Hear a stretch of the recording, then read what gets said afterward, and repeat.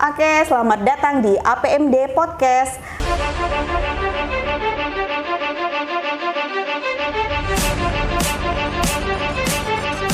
Kali ini kita bersama dengan Ibu Elna Febi Astuti SH. Iya. Beliau adalah salah satu perempuan hebat dari DPD KPPI bidang media dan kampanye publik. Iya. Selamat datang Bu Elna. Terima kasih, Mbak. Oke. Bu Elna, hari ini kita mau bincang-bincang nih tentang belenggu budaya patriarki pada perempuan politik di era generasi 4.0 gitu ya. Sebagaimana yang kita ketahui bahwa patriarki itu sendiri adalah sebuah sistem sosial yang menempatkan laki-laki sebagai pemegang kekuasaan utama dan mendominasi berbagai peran-peran gitu. Nah, kembali lagi pastinya kita melihat bahwa perempuan itu kembali pada kodratnya sebagai perempuan yang fungsinya reproduktif seperti itu, terus juga yang melahirkan, terus mengasuh anak dan lain sebagainya, pokoknya yang kaitannya dengan kerumah tanggaan gitu. Nah, banyak mungkin penolakan-penolakan yang ada gitu ya di dunia, bahkan mungkin di Indonesia juga tentang belenggu budaya patriarki ini. Nah, menurut Bu Elna sendiri nih, bagaimana budaya patriarki itu bisa muncul? Dan bahkan menjadi budaya dan pemikiran yang secara turun-temurun yang sudah dihapuskan seperti itu. Ya. Budaya patriarki sendiri itu asalnya mulai ada sejak adanya patriarki sendiri berasal dari kata pater, Mbak, atau ayah. Jadi kiblatnya sebelum budaya pater ini justru ada zaman namanya matriarkat, di mana iya, jadi ada pembagian kerja yang berdasarkan kebutuhan masing-masing manusia dan alamnya, karena laki-laki dulu berburu, lebih nomaden, terus perempuan itu melahirkan dan ada menstruasi, terus ada merawat anak, jadi dia lebih harus membutuhkan banyak air sehingga dia lebih menetap, bertanam, bertani, meramu, terus dia membuat memasak gitu kan. Nah, akhirnya lama-kelamaan laki-laki ini pada saat budaya matriarkat itu kan dia punya ternak, aku capek nih berpindah-pindah gitu. Nomaden tadi ya. Nomaden tadi. Terus akhirnya dia hewan-hewan yang dia dapat itu dia ternak pada satu tempat. Yang itu akhirnya kan ada peternakan. Waktu itu laki-laki berpikir, kepada siapakah hasil ternak ini kuwariskan? Makanya dia disitulah asal muasalnya lembaga perkawinan terjadi. Di situ mulainya budaya patriarki terjadi, di mana dia akhirnya memang sih dia salah satu sumber pangan peternakan itu. Tetapi kan di sini lama-kelamaan karena dia merasa saya harus mewariskan hasil ternak saya ini kepada keturunan saya, makanya dia mengambil posisi dominan. Disitulah peran pertama kali cikal bakalnya budaya patriarki terjadi hingga saat ini, karena dia merasa bahwa dia yang paling penting untuk mewarisi hasil ternaknya itu. Terus dalam bentuk akhirnya lembaga perkawinan, sehingga itu menjadi perempuan menjadi posisi yang subordinat, laki-laki yang ordinat, atau laki-laki yang utama, perempuannya yang subordinat, seperti itu, Mbak. Itu awal mulanya terjadinya. Awal mulanya terjadi budaya patriarki. Budaya patriarki tadi. Gitu. Sejak itu. Maksudnya. Sejak itu gitu ya. Berarti memang dominan laki-laki pada saat itu sudah terlihat jelas gitu ya. Karena mereka bekerja untuk mewarisi untuk keturunannya nanti. Seperti itu. Awal mula dominasinya. Oke, kalau kita bicara tentang perempuan politik nih, gitu ya, partisipasi politik perempuan saat ini kan sangat dibutuhkan nih, Bu Elna, dalam proses upaya pengintegrasian kebutuhan gender dalam bentuk kebijakan publik. Walaupun dalam sistem dan arah kebijakan pemerintah itu semakin kesini juga sudah responsif gender gitu ya. Tapi pada kenyataannya mungkin kita masih melihat bahwa posisi perempuan politik itu masih rentan gitu ya dalam bentuk dinamika politik, dan terkadang perempuan itu dijadikan sebagai alat legitimasi. Jadi sama seperti dijadikan objek gitu loh Bu Ena. Jadi menurut pandangannya Bu Ena seperti apa? Iya. Saya juga sepakat Mbak. Jadi saya melihat sekarang kan pengaruh utama gender dalam program pemerintah maupun program swasta, gender sendiri artinya adalah konstruksi sosial. Nah, bagaimana agar program-program atau kebijakan-kebijakan ini sangat ramah terhadap gender, sangat ramah terhadap seluruh konstruksi sosial. Nah, kalau perempuan hanya sebagai legitimasi dan tidak dilibatkan dengan sepenuhnya secara maksimal dan totalitas, tentu saja tidak hanya perempuan ya, teman-teman disabilitas, terus ada lansia, ada yang lainnya, itu kan juga banyak di dalam pengaruh utama gender itu ada dibutuhkan pihak-pihak itu. Nah, kalau perempuan tidak maksimal hanya sebagai legitimasi, tentunya itu sangat program-program itu tidak akhirnya tidak berjalan dengan baik gitu loh, karena mereka tidak memegang posisi-posisi strategis gitu loh. Baiknya dengan melihat kapasitas perempuan-perempuan lain dan melihat skill mereka, mereka juga bisa dilibatkan terhadap posisi-posisi yang strategis. Berarti harus ada partisipasi, keterlibatannya harus tinggi ya. Tapi kenyataannya dengan adanya Undang-Undang Pemilu gitu ya 2008 tentang keharusan 30% keterwakilan perempuan gitu ya dalam partai politik, itu ternyata juga masih kurang memenuhi gitu loh. Emansipasi perempuan dalam ranah politik ini apa yang mendasarinya? Apakah tadi karena rendahnya partisipasi atau potensi yang dimiliki perempuan itu sendiri gitu, Bu Ena? Mungkin PR kita kan sebenarnya banyak nih Mbak, yaitu terhadap kesadaran perempuan sendiri, mempunyai pisau analisa terhadap gender, personalnya, terus kedua partai politiknya, ya kan, terus sistem pemilunya sendiri, ya kan, berarti menyangkut lebih luas lagi. Nah, kalau yang pertama tuh saya sebagai personal nih, sebagai Elna, saya punya nggak pisau analisis gendernya terhadap konstruksi yang membentuk saya. Dulu keluarga saya siapa, pendidikan saya apa, lingkungan sosial teman saya apa, budaya saya siapa dan apa, terus abis itu terakhir agama saya apa. Itu kan penting untuk membedah di dalam personal saya. Nah, setelah itu ke partai politik. Kalau partai politik hanya memberikan di dalam undang-undang itu hanya caleg 30%. Nah, itu kan akhirnya jadi cuma hanya sebagai legitimasi akhirnya. Tetapi kalau ALEK mungkin akhirnya kita merubah sistem besar, memaksa dulu perempuan masuk yang punya kapasitas tentunya dan skill dalam proses sistem. Sistem demokrasi ini, sistem pemilu ini, di dalam partai.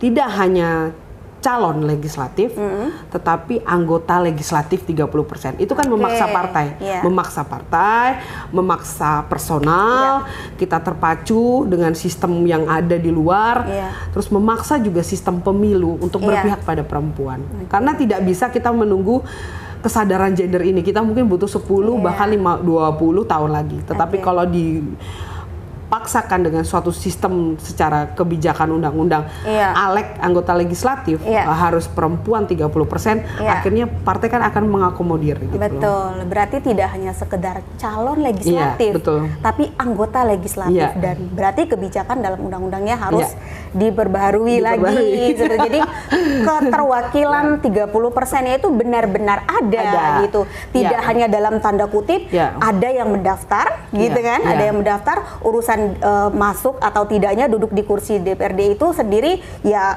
tergantung pemilih, seperti itu kan. Iya, karena gini Mbak, kalau kita harus menunggu waktu kesadaran gender, sedangkan arusnya politik ini adalah tidak ramah terhadap perempuan, upah perempuan juga tidak bisa maksimal, kita tidak punya privilege seperti laki-laki, kita tidak punya akses seperti laki-laki, apalagi kemampuan logistik seperti laki-laki sama saat ini belum berimbang.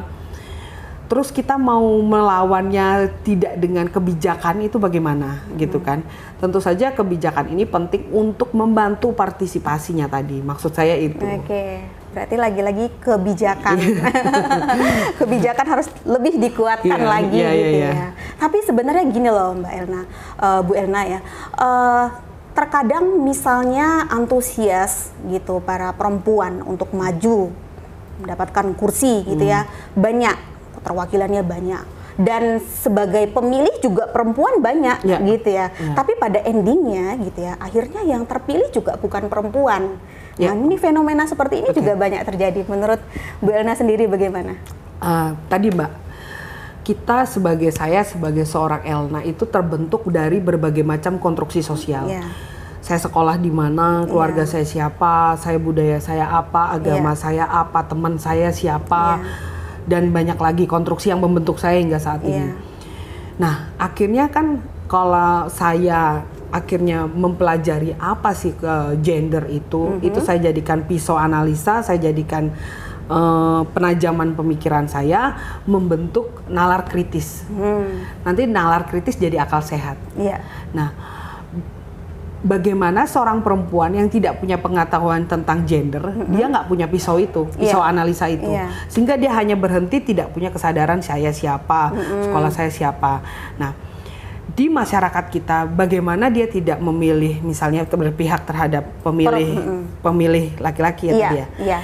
Jika dia punya konstruksi sosial budaya adalah laki-laki itu adalah pemimpin kita. Pemimpin, ya. Itu konstruksinya dia. Di budaya. Iya, budaya. Ternyata agamanya pun bahwa yang memimpin kita, yang mewakili kita sebagai laki-laki. Pendidikannya ternyata adalah, laki-laki itu lebih benar untuk mengarahkan kita. Betul. Teman-temannya seperti itu. Akhirnya kan dia, karena dia tidak punya pisau analisis, dia berhenti di situ. Nah, akhirnya pada saat sistem pemilu terjadi, otomatis dong dia mesti milih yang sesuai konstruksi sosial dia. Gitu adalah ya laki-laki. Akhirnya ya tidak salah juga. Laki-laki yang dipilih gitu. Laki-laki yang dipilih. Berarti pisau analisis tadi itu sangat perlu sekali ya dimiliki. Tapi juga kan harus mendapat banyak dukungan dari semua pihak. Tapi kalau semua pihak itu punya memberikan konstruksi sosial yang membuat dia tidak mampu menjalankan pisau analisisnya, itu sama juga zong juga jadinya gitu kan. Setidaknya mungkin pengetahuan ya Mbak akhirnya, tapi perlu proses ya. Tetapi kalau kita tunggu proses ini kan akan cukup lama. Ya sistem ini kita tabrak dulu lah dengan suatu sistem baik yang tujuannya juga untuk keberpihakan terhadap gender dan perempuan dan teman-teman lainnya, difabel, lansia. Nah, kita butuh sistem yang bisa melawan arus nih, tetapi tujuannya baik gitu loh Mbak, gitu. Melawan arus demi tujuan yang baik juga gitu, tujuan yang sama gitu loh. Dengan adanya tadi Alek tadi anggota legislatif, tidak hanya caleg. Calon legislatif gitu ya. Kalau itu kan kayak konstruksi sosial ini berarti kan masuk ke dalam hambatan eksternal ya Bu Elna.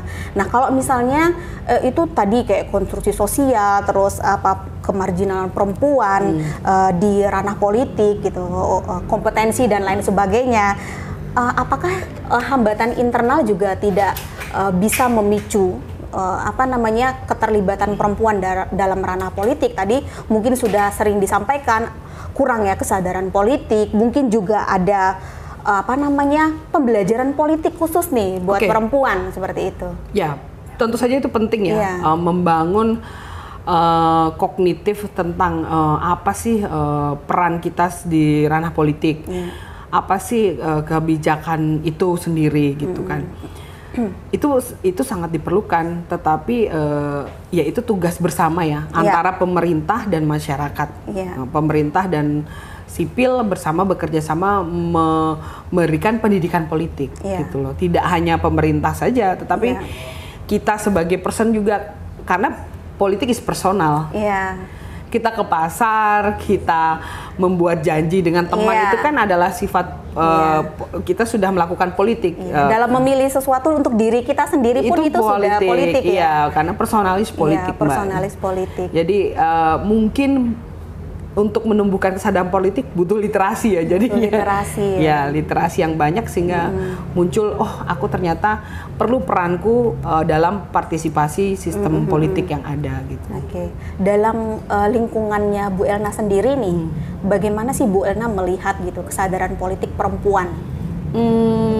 Yang era sekarang ini Iya, ya? yang era 4.0. Era 4.0 ini saya rasa sekarang generasi milenial mungkin masih cukup excited untuk menanggapi isu-isu politik dan sistem politik. Tetapi justru PR kita tuh generasi Y dan generasi Z. Generasi Y dan generasi Z. Indonesia sendiri masih masuk dalam generasi apa tuh?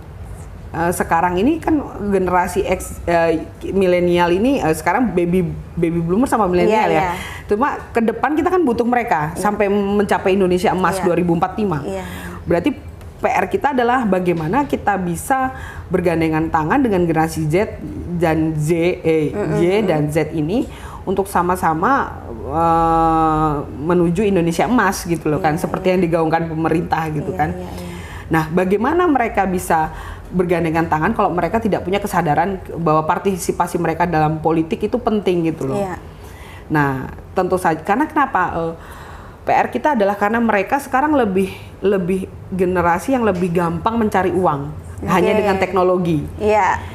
Aku jadi content creator, aku punya gaji yang cukup well established, aku jadi copywriter, aku jadi YouTuber gitu loh. Aku nggak mau nih ikut dalam dunia politik terus merasa sudah aman di posisinya, nyaman zona aman dan nyaman. Padahal kita membutuhkan mereka gitu loh. Bagaimana kalau mereka tidak masuk di dalam ranah politik gitu loh. Justru kita sangat membutuhkan mereka dan partisipasi peran masyarakat sendiri, orang tuanya, terus lingkungannya, gurunya itu penting untuk, bahkan pemerintah pun penting untuk mengajak si generasi Z dan Z ini. Karena mungkin ya ketika perempuan sedikit berada dalam legislatif, maka keterwakilan dari pemikiran perspektif perempuan itu justru akan hilang gitu, dan pastinya tidak terwakilkan, dan ini kan sayang sekali gitu ya untuk perempuan-perempuan apalagi yang di generasi 4.0 tadi gitu. Jadi menjadi perempuan yang cerdas berpolitik itu seperti apa sih menurut Bu Elna? Mungkin kalau saran gimana ya Mbak, karena konstruksi sosial setiap individu itu beda ya. Cuma saya lagi-lagi saya mencontohkan akhirnya dengan diri saya. Tadi saya pikir bahwa menambah literasi itu penting. Menambah literasi ya? Literasi itu tidak hanya literasi tertulis, tapi literasi pergaulan, organisasi, jejaring, betul Mbak.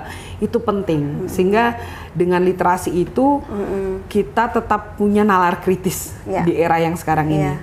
Dan akhirnya dari nalar kritis kita punya akal sehat dalam berpolitik, gitu loh. Itu penting. Jadi edit literasi yang banyak. Tidak hanya literasi, misalnya mohon maaf literasi misalnya sekarang budaya kekinian drama Korea aja. Korea. Tetapi juga literasi bisa sehari semalam. Berbangsa dan bernegara itu kan penting ya Mbak, gitu loh. Sejarah Indonesia apa itu yang akhirnya memunculkan, aku harus proaktif karena aku tuh bangsa yang besar dan keren. Nah itu kan muncul karena literasi gitu loh Mbak. Walaupun misalnya kita punya ruang publik untuk perempuan gitu ya, dan sekarang juga di generasi 4.0 ini, tapi kok dengan teknologi yang canggih dan lain sebagainya, tapi kok masih saja kita melihat perempuan-perempuan milenial yang enggan gitu untuk bergabung dalam ranah politik. Itu menurut Bu Elna seperti apa? Mungkin bahasanya sekarang tuh ambience-nya kurang oke gitu. Politiknya mungkin tidak ramah terhadap generasi sekarang gitu. Nah itu karena kan generasi sekarang kan punya gap yang jauh dengan kita yang sekarang ini. Mungkin generasi milenial kayak saya tuh lebih bisa, generasi yang cukup adaptif, luwes gitu. Tapi generasi Z dan generasi Z ini kan beda lagi. Dunia mereka lebih individual gitu, lebih instan. Mereka lebih senang lihat TikTok daripada ini. Padahal misalnya kita bisa memberikan provokatif positif untuk berbangsa dan bernegara dengan video TikTok 1 menit. 1 menit, ya kan, 59 detik. Nah, untuk memacu mereka gitu loh, agar berpartisipasi gitu loh, atau literasi sejarah selama cuma 1 menit, bahwa misalnya Cut Nyak Dien itu adalah ya perempuan yang hebat yang selalu sebelum berperang menyentuhkan kakinya ke tanah sebanyak 3 kali. Narasi-narasi pendek, format TikTok yang sekarang sangat ramah terhadap generasi Y dan Z, itu mungkin lebih mudah diterima sehingga memunculkan mereka untuk berperan aktif. Oh gitu. Oke, berarti walaupun 1 menit aja gitu ya, itu sudah bisa merubah ya. Tapi mungkin dibutuhkan juga kayak misalnya kalau sekarang kayak influencer gitu yang memberikan pendidikan juga tentang politik seperti. Tapi kita sangat sedikit sekali tentang perempuan-perempuan politik yang influencer-influencer yang juga menggaungkan tentang bagaimana keterlibatan perempuan seperti itu. Harusnya seperti apa sih menurut Bu Elna? Nggak hanya TikTok terus gitu. Jadi butuh ini ya Mbak, akhirnya kalau dia sudah punya kesadaran gender, perempuan ini sangat di era sekarang ini kan dilematis ya. Di konstruksi keluarga, setelah lulus kuliah harus bekerja harus menikah. Nah, harusnya ini banyak gitu loh. Nah, akhirnya kan perempuan ini akhirnya tadi balik lagi budaya patriarki, dia hanya menjadi seorang perempuan yang ada di ranah domestik.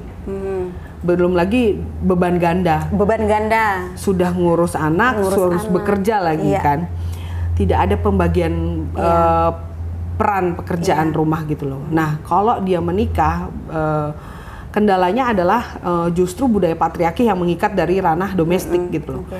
Tetapi kalau perempuan ini tidak menikah dan misalnya totally sebagai pegiat politik atau yang menjadi influencer politik tadi karena dia tidak mau melekat dengan budaya patriarki di ranah domestik, keluarga jadi masalah. Kok kamu nggak menikah sih? Nah, kan akhirnya jadi dilematis gitu loh. Nah, saya juga bingung akhirnya harus bagaimana. Yang penting kesadaran gender itu akhirnya bisa membuat dia sebagai individu yang bebas dan merdeka. Setelah dia bebas dan merdeka, dia bisa jadi influencer yang totalitas. Bebas dan merdeka ini bukan dalam tanda kutip seenaknya sendiri, bukan, tetapi passionnya dia sebagai influencer politik itu secara total, secara bebas dan merdeka gitu. Itu kan kita bicara tentang bagaimana kesadaran politiknya juga, kesadaran gendernya juga tadi. Nah, itu kan kaitannya dengan bagaimana partisipasi gitu perempuan. Nah, apakah hanya partisipasi saja yang dibutuhkan? Apakah akses atau ruang-ruang itu sendiri juga selama ini mungkin masih sulit untuk didapatkan gitu oleh perempuan-perempuan untuk mengeluarkan aspirasinya gitu? Ya, sangat sulit. Akses. Perjuangan perempuan adalah perjuangan akses. Nah, akses itu sangat penting sekali gitu. Akses itu bagaimana punya jaringan sosial tadi yang Mbak bilang untuk kita, sedangkan kita tidak punya akses. Sedangkan akses kita ditutup oleh kaum patriarki. Nah, makanya untuk mendapatkan tadi banyak pengetahuan literasi atau bahkan kemampuan kita untuk mencari logistik dalam berpolitik dibutuhkan akses. Jadi ya itu Mbak tadi, akses itu sangat penting sekali. Sangat penting sekali. Dan ruang-ruang untuk bisa beredukasi juga sangat penting. Kalau di daerah istimewa Yogyakarta sendiri ada nggak sih ruang-ruang publik yang bisa bebas mengekspresikan keinginan perempuan dalam hal mereka berpartisipasi gitu dalam politik? Oke, di organisasi politik perempuan di Jogja cukup banyak. Cukup banyak ya. Jogja bisa menjadi literasi belajar. Banyak komunitas, organisasi ya di Jogja untuk belajar. Bahkan ruang-ruang untuk kayak literasi, buku-buku itu cukup banyak di Jogja. Jadi yang di Jogja segera bangkit, literasi. Jadi tidak salah ya kalau Jogja itu dikatakan sebagai kota pelajar bahkan untuk perempuan-perempuan yang mau concern di politik dan bergabung di ranah politik mungkin bisa masuk ke dalam organisasi-organisasi ya, menambah jejaring, literasi dan lain sebagainya, tidak hanya secara tertulis gitu ya, membaca, tapi juga bagaimana membangun jejaring gitu dengan perempuan-perempuan yang concern gitu ya terhadap politik gitu. Bu Elna, terakhir nih gitu ya, buat perempuan-perempuan yang ingin ikut berpartisipasi gitu ya dalam ranah politik. Tadi kan disampaikan tidak hanya caleg saja tapi juga Alex gitu ya. Nah, hal mendasar apa yang harus mereka miliki dulu gitu loh? Untuk mereka dalam dirinya itu mereka mau untuk bisa berpartisipasi tidak hanya sebagai caleg, tapi mereka juga mau dan concern ingin benar-benar menjadi anggota legislatif seperti itu. Pertama mungkin mereka harus sadar bahwa personal is politik, kesadaran personal is politik. Transaksi politik terbanyak itu di pasar, gitulah. Politik ekonomi, politik tadi mempengaruhi, itu kan ada di pasar. Politik itu sangat dekat dengan perempuan selama ini, tetapi mungkin perempuan tidak sadar bahwa personalis politik, bahwa ke pasar aja sudah ranah politik, bargaining, saling tawar-menawar. Nah mungkin itu dulu yang diperlukan, dan tadi menambah literasi tadi itu ya, memperjuangkan akses, bergandengan tangan dengan sesama perempuan, ikut aktif ke komunitas atau organisasi politik gitu kan. Tetapi yang penting adalah karena saya percaya perempuan itu lebih baik jika berkelompok, jadi ya bergandengan tangan itu menjadi hal yang penting. Untuk keluar sendiri dari konstruksi sosial dalam belenggu patriarki sendiri itu apa sih sebenarnya yang harus dilakukan nih? Membiarkan diri untuk belajar, membiarkan diri mengaktifkan diri untuk belajar. Mengaktifkan diri untuk belajar. Dari belenggu kan ya, berarti kan biarkan diri untuk mengaktifkan diri untuk belajar tentang gender dulu. Sehingga sadar dulu lawan kita tuh patriarki, bukan laki-laki ya. Bukan laki-laki. Tapi budaya patriarki. Sistem konstruksinya tadi ya. Yang laki-laki juga bisa jadi korban patriarki gitu. Laki-laki justru bisa jadi korban patriarki. Menarik ini ya. Iya, karena ini kan budaya, pola pikir. Mungkin contohnya seperti apa nih? Ini menarik nih. Budaya patriarki itu kan contohnya adalah persaingannya sangat tinggi, dominasi. Antar sesama laki-laki, saya yakin pasti mereka akan sadar kalau di dalam suatu kelompok organisasi persaingan itu tidak sehat terjadi gitu, dilakukan tidak berdasarkan karya dan prestasi, tetapi berdasarkan yaitu persaingan, karena ada sifat di dalam budaya patriarki pasti ada sifat maskulinitas. Iya, budaya maskulinitas yang merasa yang benar, misalnya contohnya adalah di dalam ranah fisik adalah laki-laki yang misalnya tinggi, besar. Itu yang layak menjadi pemimpin, padahal belum tentu seperti itu kan. Laki-laki juga menjadi budaya patriarki, padahal dia punya kemampuan, dia punya kapasitas gitu, dia punya skill plus yang bagus gitu kan, dia punya kemampuan, itu tidak bisa bersaing gitulah. Itulah budaya patriarki itu seperti itu. Berarti budaya patriarki itu stigmanya tidak hanya untuk perempuan saja Bu Elna, ternyata antara laki-laki juga ada belenggu patriarki itu. Laki-laki harus punya uang banyak kan, tidak harus gitu. Harus punya banyak uang, harus menjadi kepala rumah tangga. Nah itu tuh panjang, nanti kita nggak selesai. Kita nggak selesai ya, nanti ada sesi tersendiri ya Bu Elna. Oke, menarik sekali tadi ya. Kalau misalnya kalau belenggu patriarki tadi itu di dalam kancah politik gitu, antara sesama laki-laki juga ada? Ada. Justru misalnya ada gitulah. Budaya kan masuk ke pola pikir, dan korbannya bisa laki-laki, bisa perempuan, bisa jenis kelamin yang lainnya gitu kan. Jadi dia tidak melihat jenis kelamin budaya patriarki itu. Jadi ya dominasi, terus benar salah gitu kan, terus dia tidak mau melihat sebab akibat gitu.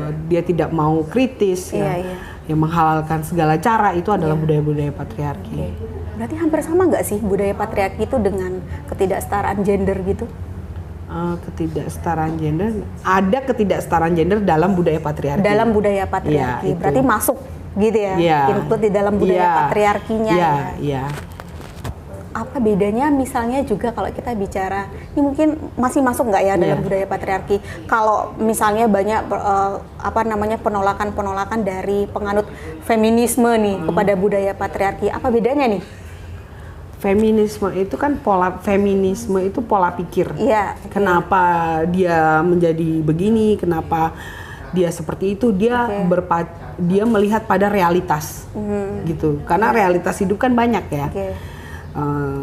Saya seperti ini kan tidak bisa diseragamkan benar salah karena A karena B. Tetapi karena saya terbentuk tadi dengan konstruksi sosial saya siapa gitu loh. Nah, feminis itu lebih melihat realita.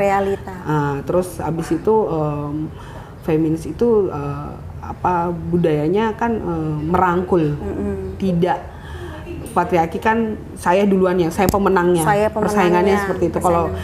Kalau feminisme adalah bagaimana merangkul bergandengan tangan, yuk kita mencapai tujuan. Dan kita berbeda-beda tidak masalah gitu loh. Tetapi kita menuju bergandengan tangan pada satu tujuan. Jadi menurutku sangat beda ya. Sangat beda ya. Kutub utara dan selatan. Benar-benar sekali. Luar biasa ya, menarik sekali bincang-bincang kita hari ini gitu, belajar bersama tentang budaya patriarki ya untuk generasi 4.0 gitu. Nah, mungkin tadi banyak kita sampaikan bahwa bagaimana keterwakilan perempuan, 30% keterwakilan perempuan dalam politik. Nah, ini terakhir nih, closing statement aja nih dari Bu Elna sendiri gitu ya, dalam khususnya untuk perempuan dalam memahami tentang belenggu budaya patriarki ini mungkin tidak serta-merta dapat terhapus begitu saja gitu ya, budaya patriarki ini, karena butuh effort yang luar biasa untuk memberikan kesadaran tidak hanya untuk diri sendiri perempuan tapi juga dari semua lini gitu ya, agar perempuan itu juga bisa sebagai tidak hanya sebagai objek tapi sebagai subjek juga gitu dalam pembangunan. Nah, ini closing statement dari Bu Erna sendiri tentang perempuan politik yang ada pada era 4.0 ini. Perempuan, teman-teman perempuan, kita sama-sama bergandengan tangan karena tidak bisa kita sendiri-sendiri berjalan terkotak-kotak. Keep in touch. Ya, keep in touch. Sisterhood is important. Yes. Jadi woman support woman.